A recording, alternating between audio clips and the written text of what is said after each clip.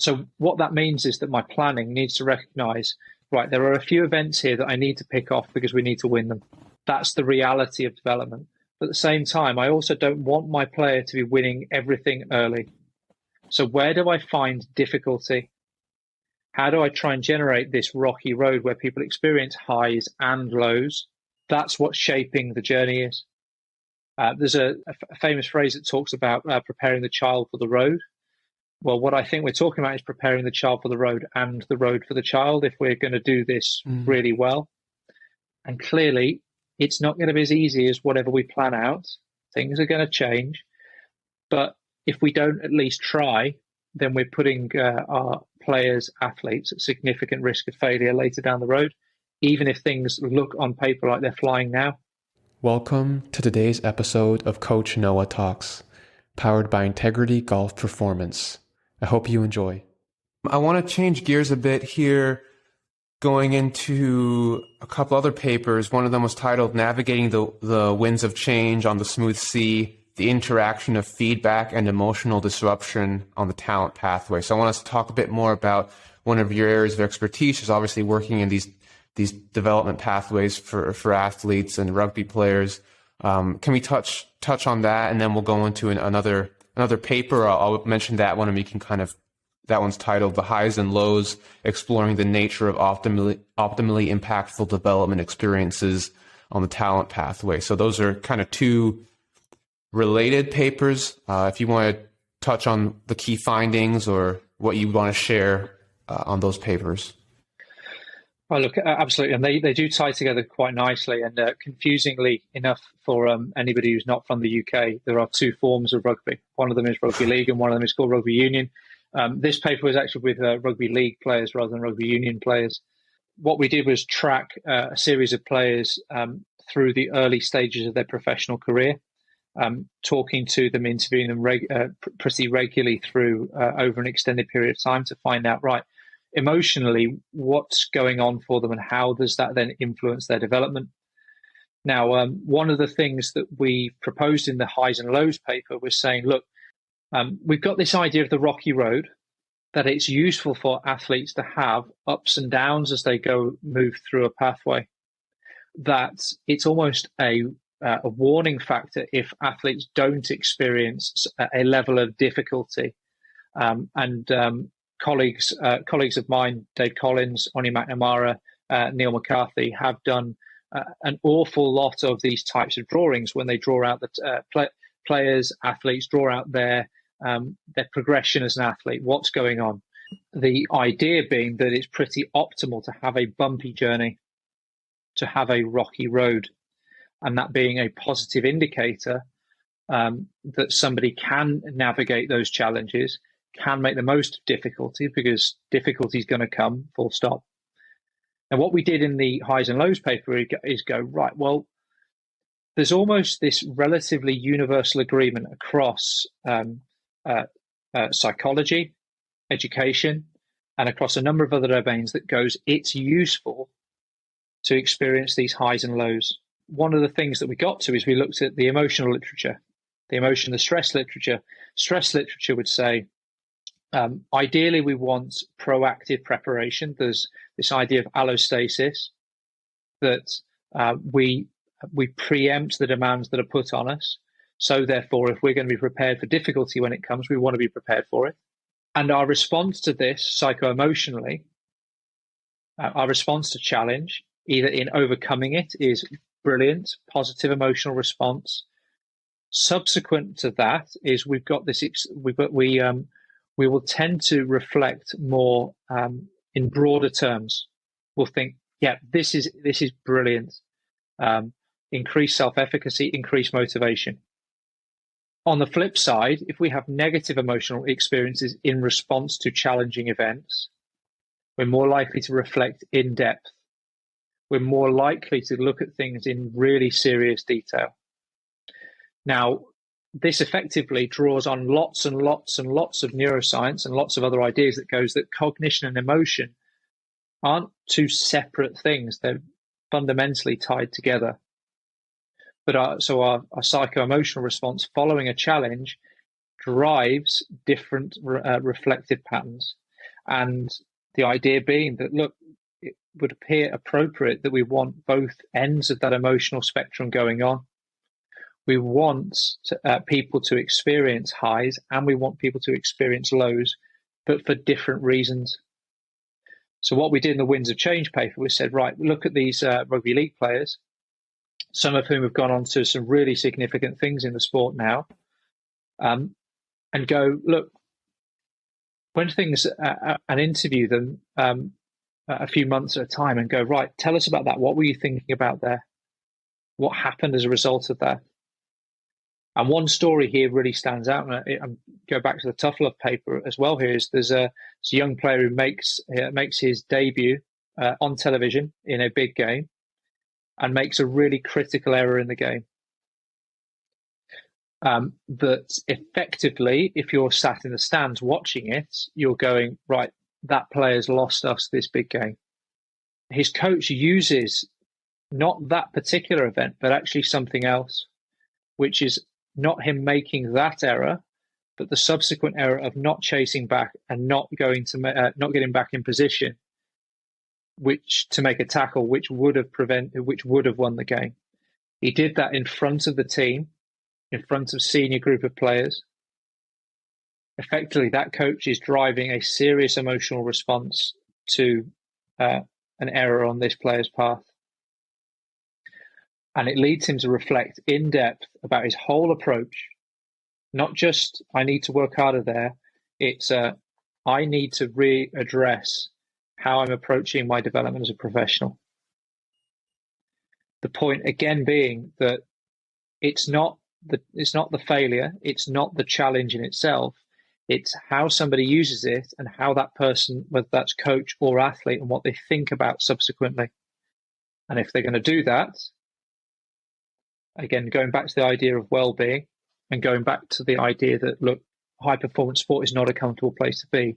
We need to be able to equip people as they move through with a set of skills that help them both cope with events like that, but perhaps under-acknowledged, learn from events like that. Interesting. So you're saying these two ends of the spectrum, these highs and these lows, both have purposes, and the purpose of the low is an opportunity to kind of reflect and learn from what's going wrong. What do I need to change potentially? Yeah, and there's a recent, very, very an enormous study that's looked at response to, and just to be clear, by the way, we're talking sporting related difficulty when we're talking about the adapt. We're not talking about life events. That's a different body of literature, and it's not something that I think that has empirical support for it. What we're saying is that our ability to reflect on difficult events is the key to whether we can adapt to them. So it's not challenge, difficulty that does the job itself. It's how we reflect on events that really matters. Learning that, I think, also putting my coaching hat on, thinking about, okay, as a coach or as a player, am I spending enough time actually reflecting on that, or am I just trying to, move on and just, okay, whatever, go to the next one, and not, you hear that a lot, like, failure is a learning opportunity.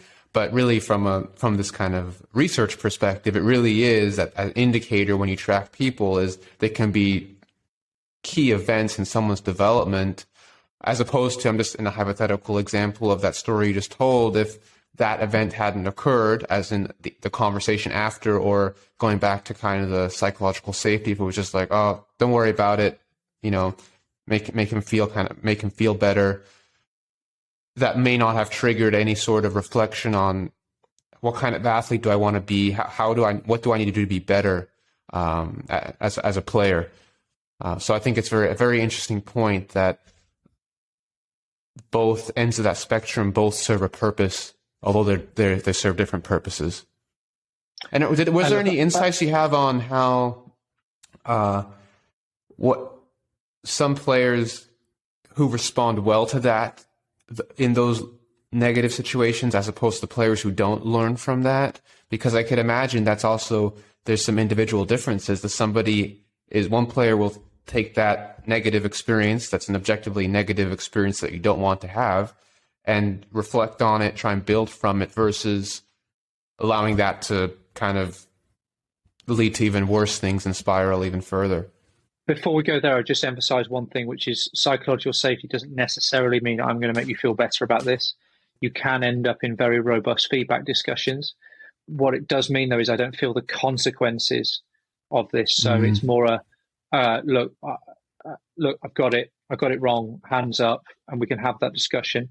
But I'm not going to lose my position in the team, and I'm not going to get sacked for this. That's probably the big difference. Got it. Going back to the other idea, and this idea of, right, well, what's the difference? And there are identified individual differences. So not everybody is going to reflect in that manner as in response to different affective states, emotional states. But all the evidence that has been gathered for an awfully long time, and none of this work mine, would suggest that psychological skills are the key factor here. For example, one of the biggest predictors of athletes not making it is fear of failure or maladaptive perfectionism. And if somebody is high in those things, then what we want to do is address that from a skill point of view. And it's also why we really need to know our athletes, because if I throw an unsafe situation at somebody who's got high fear of failure, or I put them in a situation where they fail, knowing they've got high fear of failure, well, now we're in territory that goes, we're talking about quasi-unethical coaching there, I think. Yeah. By the same token, somebody who's got a good skill set, I would also see a lack of testing of that skill set as being almost as unethical.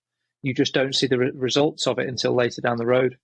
Because if you're working with a very gifted performer as an adolescent, where everything is you're the best, you're fantastic, you're amazing, let's put your videos up on YouTube and let's keep making you feel really good about things. Are we preparing them for the reality of what's coming down the track at them? And the answer, in my view, is that is just as unethical as the other example. So really the key is to help them in the long term, not just in one day, but in the long term, develop the psychological skills to cope with the reality of living, working, training in a high performance environment. So, and those skills can vary broadly, right? Can you just provide some examples for listeners? Like, what is that? What is a psychological skill? What does that even mean? Because people can think of a skill in a sport, but what does that mean to have a psychological skills? Well, look, there's lots of different conceptualizations of them. The format that I'm most familiar with are PCDs, so focus and distraction control, goal setting and self-reward, effective and controllable imagery, effectively a range of different skills or mental tools that one can use to approach a particular problem.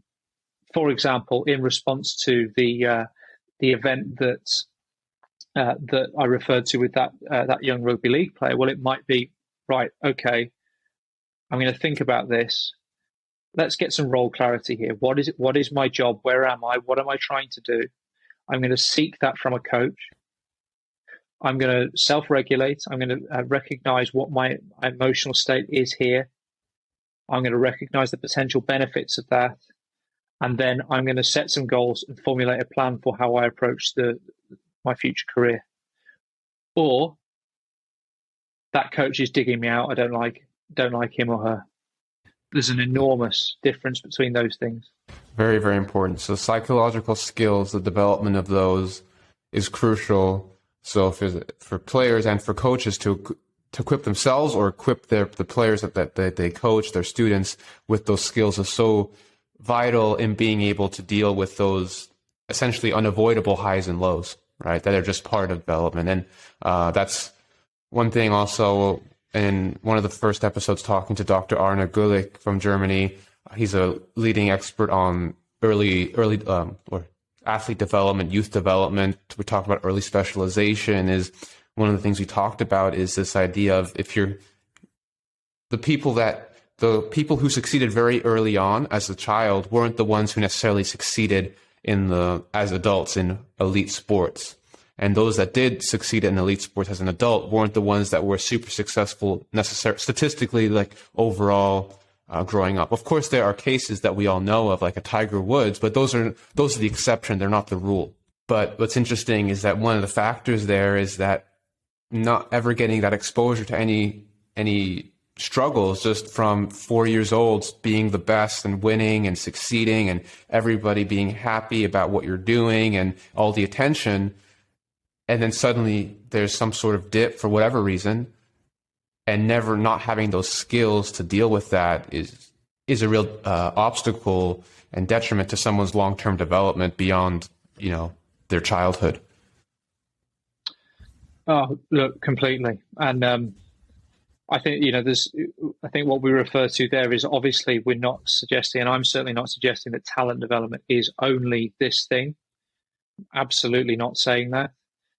It's what the framework that I would refer to as biopsychosocial. So it's a massive, enormous mess of complex interacting factors that are going on for any individual. It's just that there are a few things that look particularly important if you're going to nurture and cultivate high performance for the future, and this being one of them. I wanted to change gears again now. I believe with one paper that stood out to me, the title, Too Many Cooks, Not Enough Gourmets, Examining Provision and Use of Feedback for the Developing Athlete. Interesting title. Can you share some of the findings there? I promise I don't stay up all night every night making paper titles. There's some really good ones, yeah. Well, look, effectively what this looked at was, right, what goes on for the developing athlete? And we looked at a group of players who were progressing towards elite status, and the better they got, the more people wanted to get in their ears and tell them about stuff, effectively. Some of that was organizational, because the further you progress as an athlete, the more likely you are to encounter more professional coaching practice and more professional coaches. You also start getting influence of things like agents, strength and conditioning support, psychology support. And it was interesting because the paper is actually inspired by a player I was coaching at the time. And we sat down to do a review with him. And he had, at that point, more than 30 different people talking to him about the game of rugby. Whether that was international age grade coaches, international age grade psychologists, club psychologists, senior coaches, school coaches, academy coaches, 2 agents, parents, and it goes on and on and on and on, this list does. And what we did was we got a group of these players and said, look, how many people are influencing you? And obviously retrospectively, in some cases, so when I'm 14, I've got 4 people coaching me. One is my dad, one is my mum. So there's almost a really limited number of people involved there. As they start progressing, the same effect was happening. That coaching in this instance, we suggested, was not a two-way process between coach and athlete, was actually a multi-directional process between lots of people and athletes. And there are obviously some people who were more impactful, but that impact was often based on a set of criteria that you go, ooh, are you sure that's the reason you want to listen to that person? Unsurprisingly, that was based on things like, am I very close to you? Parents. And 2, perceived competence. And that's left quite a tricky dimension for, say, academy coaches, because senior coaches or former players in this particular sport were perceived to be more competent than coaches who would conceivably be identified as expert talent development coaches because of the criteria these players were using. And to explain this, we drew on some ideas from education more broadly, called feedback literacy. Feedback literacy is the idea that feedback isn't I give you something and you take it. It's a two-way process. And it's about both of us making sense of performance relevant information. The point being, again, that depending on your skill set as an individual, it can have a significant impact on your ability to use feedback, to make sense of feedback, and to be able to integrate appropriate performance relevant information into your day-to-day. I'm thinking in golf, just because someone is a highly, highly skilled golfer, former professional player, while the perception of competence a lot of times would be very high, that doesn't necessarily mean they are also equipped to be a coach necessarily, right? And I think that's a very common thing you see. Now, there are people that are world-class players and they're also phenomenal coaches, but the skill set to be able to, let's say, hit a golf ball and develop a player at whatever level, a beginner or to become also a professional, those are completely two different skill sets. And I'm from your perspective, I'd be interested to hear if you see that also being the case in team sports and in other sports as well. But that's something I definitely see, is that there's a high level of perceived confidence because of their professional achievements, but that doesn't necessarily mean that they have the skills to also teach other people or guide other people and coach other people.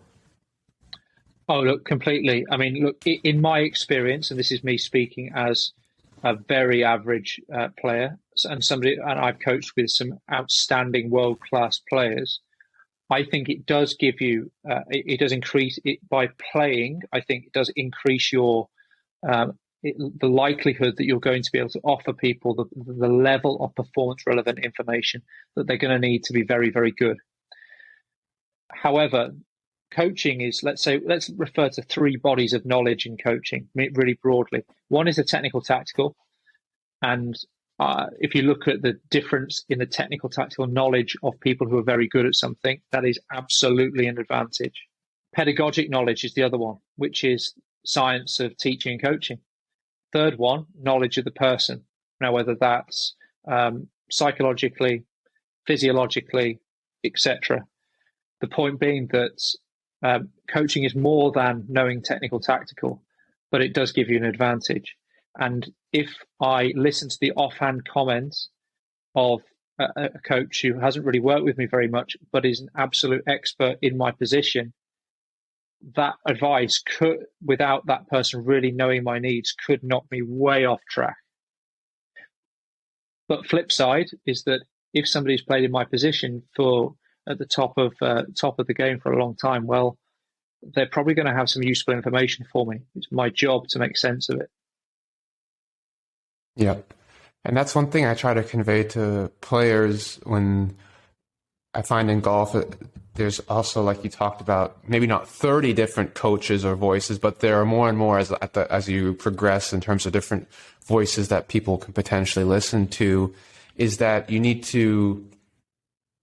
can't just rely on the coach to have all the answers and take everything they say as correct. You have to go there, at least in individual sports, because you have to know what you're trying to get out of a coach. Because, like you said, there could be a former professional who is a world-class at their position or world-class in the sport, and they could have some really unique insights that no other coach can have. And you have to know what you can extract or learn from them and use critical thinking in those situations, as opposed to just blindly following what any coach tells you. And look, I think the critical thinking is a really interesting area because there are definitely there are tools that you can use, and some more colleagues of mine have written a paper about how to try and filter through bullshit in coaching, and I can use that because it's clearly a technical term. Look it up; it's a technical term. And then, but a lot of the really nuanced critical thinking depends on knowledge. And it's almost quite a controversial area that there are critical thinking skills. Well, there are certainly tools we can use to enhance our critical thinking, and we should use to enhance our thinking. But ultimately, a lot of knowledge depends on what we already know. And that's where things start getting really tricky for the developing athlete. Look, I think of myself as I'm a beginner jiu-jitsu player. I've got absolutely no idea about the validity of different grips I might use on a particular throw? Absolutely none.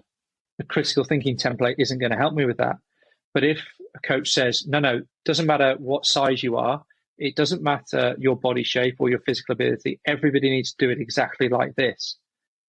Okay, well, there are critical thinking tools I can use to go, I'm not sure that's probably the best advice.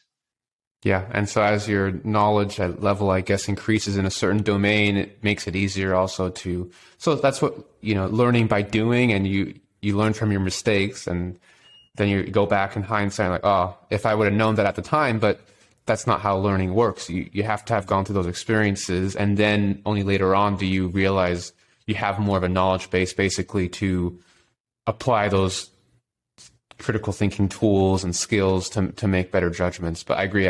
If someone told me something about jiu-jitsu, I would trust them because I would have nothing to compare it to as well. It's difficult. Whereas if you're more, let's say, somewhat well-versed or skilled in a certain domain, you're able to hopefully potentially make better decisions. And that's where things start getting really interesting and complex, because it's all of these things. I think very often it's quite easy for people to pigeonhole you as being the psychological safety person, the mental skills person, and why I keep emphasizing, look, I'm a coach. I need to know about lots of these things if I'm going to really help people. And also when I can think of a very recent instance where I'm trying to debrief a player based on a very difficult experience they'd had that left them walking off the pitch, sitting on a bench in tears. I've got to be able to respond to what they're saying like that, hearing about this. I've got to be able to integrate all this stuff and be able to do something to help that person, rather than saying, that's not quite what the book says. Yeah. Give me 2 minutes. I need to check chapter 3 and see what it said in there. Moving on to the last paper I want to touch on. I don't even know how to fully pronounce this one. Shoulda, coulda, did, no? Why don't high potential players make it? I'm not sure how to pronounce that one correctly with the AE at the end there. Shoulda, coulda, didn't. Didn't, okay. Yeah. I'm not even going to attempt the Scottish accent there. Got it. So that's an interesting one as well. Why don't high potential players make it? What's the answer? Look, it's lots of things, as we identified in this paper. But we sat down with some very, very experienced coaches and said, right, I'd like you to think of 3 players who you've coached along your journey and who looked like they had all the gifts in the world, looked like they were going to make it, and why didn't they? And as we highlight in the paper, there's lots of things going on there. For example, there's some, we refer to them as serendipitous, but really what we mean there is bad luck rather than good luck. It's just the way that that's previously been used in literature. There were some systemic problems. For example, we can't quite provide the right level of difficulty for this player, or we can't provide the right level of support for this player for lots of reasons. Rugby union being particularly difficult to offer appropriate challenge to because of lots of things systemically in the sport. But the big factor that came out is this player mentally couldn't cope with and learn from the experiences they had. And often that was paired with a very early, easy rise, followed by an incredibly steep step change in challenge level, which clearly is a very significant risk factor for people being able to progress into truly elite sport and not just being very good at sub-elite sport. And I think listening to what you just said there, this is all these papers, all they're different. There's some commonalities in what I'm hearing as well, like you're talking about there. Sudden rise. We talked earlier about how emotions and response to emotional situations are so important. And I think that in my analysis of what you just said there kind of relates to that, because these, big rises and then, big change in terms of, the environment, sudden maybe going to the pro levels, and then a drop. And there's all these emotional highs and lows. And if you're not equipped with the skills to deal with those, that can have an impact. Oh, completely. And this is also for me where we're talking about coaching. And often, I think, for example, to give you an example, there's two of the papers we talked about were rejected by a coaching journal because they weren't about coaching. And because clearly they've got nothing, because it's focused on the player and not on what the coach does. I won't get stuck into that, but effectively what I'm saying is that these types of dynamics are going on in every coaching environment everywhere. Some of them are more pertain more to talent development and high performance sports, because you're working with reasonably peculiar people who are incredibly driven, highly motivated to be some of the best in the world. But the beautiful thing about sport is that sport is built to confer these highs and lows. That's why it is so popular. Almost no matter what culture you're in, people love competing against each other because of this. And it's something that I'm really passionate about, and something I think we could all, that the broader field would do well to really get stuck into and harness further. And one thing also, I've read another thesis paper once about the determining factors of success in golf, and at least in golf, two of the big ones were luck and money. And I hear you mentioning one of them was serendipity, right? We say is luck. I think that's just an interesting thing to be aware of, that a lot of it is, a good break, a bad break that went a certain way does play a big role in someone's in the future development of an athlete. I want to move into some practical insights that we can take from all that we talked about there for golf coaches, golfers, or also for individual sports a bit, what we can learn from there, because we've been talking a lot also about obviously team environments. So going into now, let's start with coaches in general, and then we'll move into athletes. What would you want to convey to coaches listening that work in individual sports specifically, or just also team sports, but if there's any nuanced differences? Look, I think there are some nuances and differences, but I'd also say, look, having worked with lots of sports, there is so much difference between every particular sport. There's also big difference. There's lots of differences between male and female sport as well. More so probably at the team level than the individual, but that's a different story. If I'm looking specifically at golf, and please bear in mind that golf is a sport that I haven't worked in. The context is different because I can't imagine there's that many young golfers. They've got 30 different people who are coaching them or impacting on them. I would imagine that as things, depending on the level, there may well be more voices. There may well be more people saying, "Oh, why don't you ever think about this? Why don't you ever think about that?" But regardless of any sport, I would be saying psychobehavioral factors, that is psychology, is a really underdone element of coaching. As is the shaping of a young player's journey. It's underdone because it's very difficult normally based on the systems and structures that people find themselves in. For example, need to accumulate ranking points to get to earn sponsorships, to do this, to pay for it all, which is a big factor in lots of individual sports. That's we often don't do, but the stuff that sits around that, the shaping of the journey and the reflecting on the journey, there's so much good stuff in there that we can get into as long as we pay attention to it, as long as we know our athletes, as long as those athletes perceive us competent, and that we've got an appropriately facilitated coaching alliance going on. What do you mean exactly by shaping their journey? Let's assume the context is as I just described it, which is you need to earn ranking points to show yourself to as a decent developmental golfer who's going to track some titleists to pay for a few things, for example. And if I'm miles off, tell me. So what that means is that my planning needs to recognize, right, there are a few events here that I need to pick off because we need to win them. That's the reality of development. But at the same time, I also don't want my player to be winning everything early. So where do I find difficulty? How do I try and generate this rocky road where people experience highs and lows? How do I offer them what's called in educational literature desirable difficulty at appropriate times? That's what shaping the journey is. There's a famous phrase that talks about preparing the child for the road. Well, what I think we're talking about is preparing the child for the road and the road for the child if we're going to do this really well. And clearly, it's not going to be as easy as whatever we plan out. Things are going to change. But if we don't at least try, then we're putting our players, athletes at significant risk of failure later down the road, even if things look on paper like they're flying now.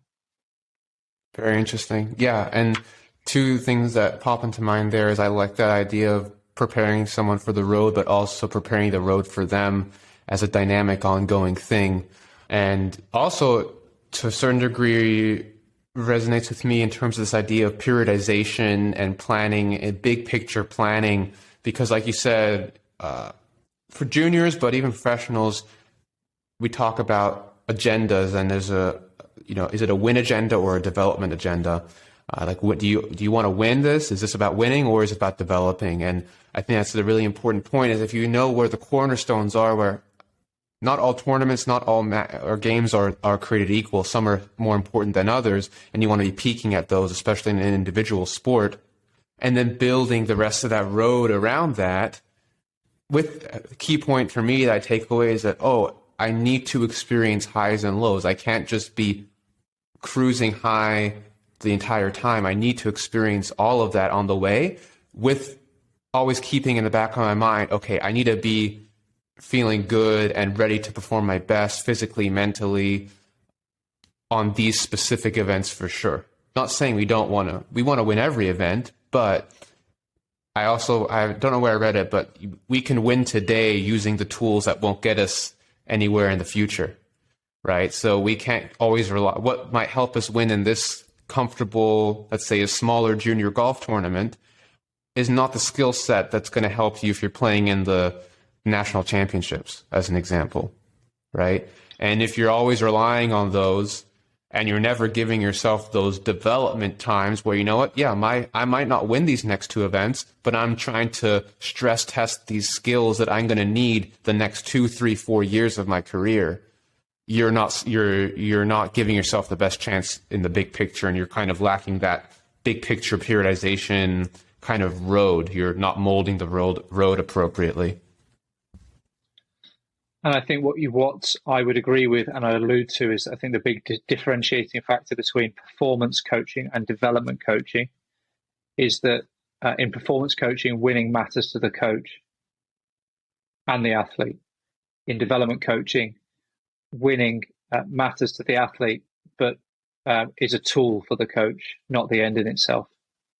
I love that. That's a really interesting point. What would you say for the athletes, now speaking to the athletes, golfers specifically, or individual sport athletes, what recommendations would you have for those people? Number one, based on the conversation we've had, I don't think it will surprise people to say that it depends. And context is everything in coaching. So I would always beware somebody who says, right, here are the recommendations, now go and do it. I think we probably might be better talking about implications rather than recommendations. That is, look, here is what this work might mean. But as we've just talked about, it will depend on, if it's the golf context we've just talked about, where funding is important and we need to help somebody access funding to continue their journey, then you can see inappropriate practice being not helping somebody to win and maximizing their chance of winning at specific junctures. But the flip side, in other contexts, that's not appropriate. And in other contexts, sponsorship money doesn't matter quite so much.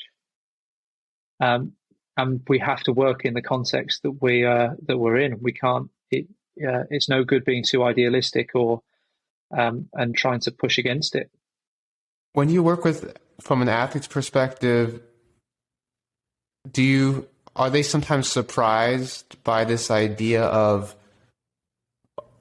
going back to psychological safety, that they had a false kind of framework that when you talk to them about, hey, actually, this is what a high performance environment is, is there sometimes a disconnect, or that they're surprised to learn about how psychological safety applies in a high performance context, and or the role of emotions in their journey? I think for me, most of the athletes I work with wouldn't necessarily be familiar with the context of psychological safety before coming in. I do, however, think that for lots of people, one of the biggest things I notice, and for example, this year I'm coaching younger players than I have for quite a few years. Previously, now I'm coaching under 18s. Previously, I'd coached 18 to 23, 24-year-olds. One of the big differences I notice is A, in skill set, and B, that the experience of challenge for lots of them is reasonably novel. And there's almost there's a knowledge of, right, that it's desirable for me to experience challenge, but then there's also a lived tacit sense of, oh, hang on, right, this is challenge, is it? This is uncomfortable. Not sure I like this too much. I know that we needed it, and there's it's those iterative cycles that I think become really important. A book chapter, Abraham and Collins, 2011, that talks about 3 golden rules of learning. One was make it personally relevant to the athlete. Do they understand why they're doing what they're doing? And to make it more sticky, to make it more robust, make it mentally harder. And if you want to build confidence, make it that little bit mentally easier. And I think that those, obviously there's edge cases, but I think those rules or those heuristics work pretty nicely. Interesting. So it sounds like you're saying, so with these younger athletes, there's sometimes a disconnect between the theoretical knowledge that, yeah, I need to be challenged, I need to be pushed, but actually facing it is not necessary. Then they're like, oh, this is a bit uncomfortable. I didn't realize this is what it's going to be like. So there's kind of that dissonance between, or gap between, the theory and the practice of it. And there's, in lots of cases, enormous difference in skill set between somebody who is well acquainted with challenge and can manage it very well versus somebody who has had things brushed out of their path previously. That's where I think it never fails to surprise me how young people respond to challenge in very different ways. And what would you say to athletes about the importance? I think you kind of mentioned this earlier about the importance of the psychological skills and development, because even nowadays, I think it's getting more and more popular. But what would be your pitch to them for, hey, this is why you need to be investing your time and be open to this? Because a lot of times the reality is, even if a team brings in, let's say, a mental performance coach with juniors, sometimes it's not that, there's not the buy-in from the players, like, oh, is this really, why do I need this? I think in part some of that is going away, in my experience anyway. But the 2 things I'd say: one, make sure that person is qualified. Please don't be the person who's relying on the unqualified mental skills coach, because being qualified in this area is really important.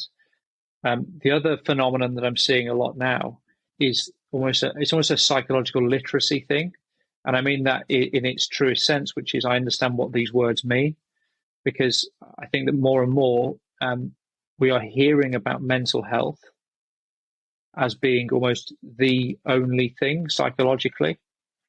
And that's, and just to be really clear with what I'm saying, I'm not suggesting in any way that mental health is made up, nor do I think that there aren't increasing concerns around people's mental health. But I think the extent to which we're bombarded with it means that we often ignore this other stuff, which is a bit more, which helps people to maximize their performance on top of being a well human being. And that's why I'd say, look, let's really understand what these things are and how they can maximize your performance. Because I think that often people are now seeing psychologists as being there for well-being purposes alone, and they're not. Very important point. And I guess for me, I wanted to share kind of the key points for me, and you can correct me on anything that isn't, that you want to clarify. But from our conversation today, the real key points I take away from a practical perspective, if I was a golfer, if I was a player, would be that psychological safety, the concept may or may not apply always in my context, in the high performance context, and the context matters, right? An office setting is different than in your home, which is different than in a high performance sporting environment. So I think that's the first piece to be aware of, is to, when we're exposed to these terms and we talk about psychological safety, is thinking, is it applying the context that I'm in? And from our conversation today, it seems like in the high performance context, it may not always apply. And that's not to say that it can't apply, but we have to be critical when we're thinking about that. And obviously some of that's out of our control.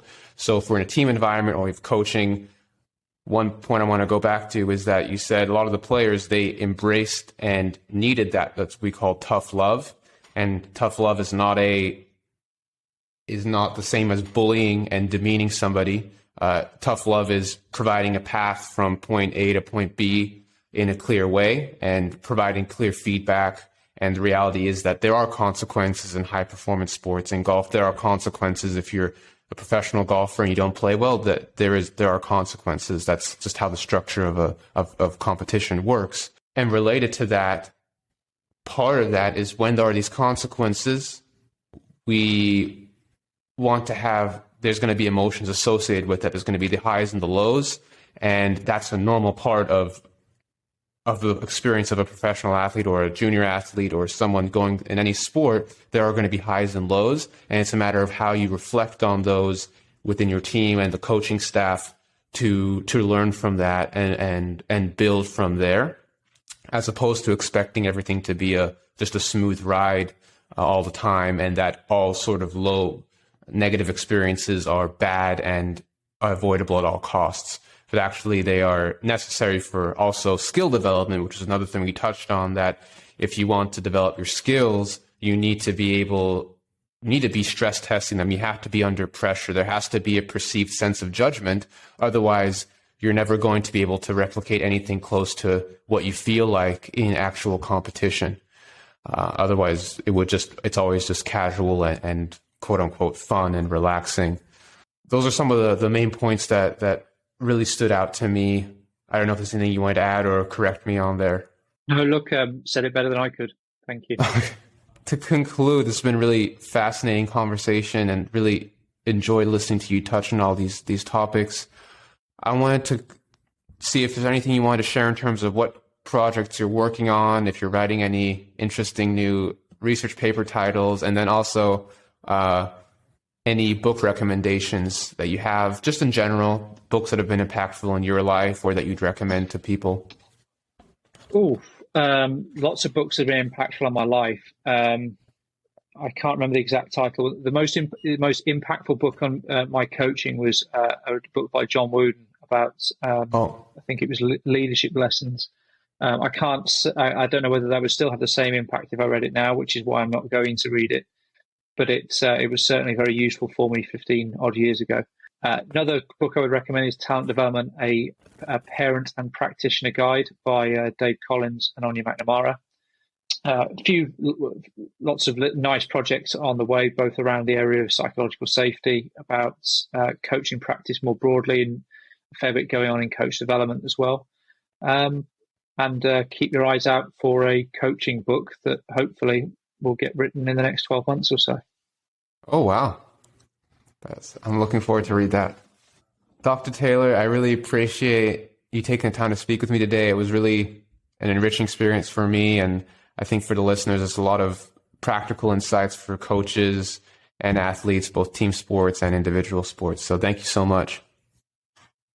No, it's been an absolute pleasure. Thank you for the questions and for being so thorough in your prep. Thank you for tuning in to today's episode of Coach Noah Talks, powered by Integrity Golf Performance. If you enjoyed today's episode, please consider subscribing to the Golf Performance newsletter. This is where I share written, audio, and video content designed to help golfers take their game to the next level. All the relevant links from today's episode and to the newsletter can be found below. See you next time.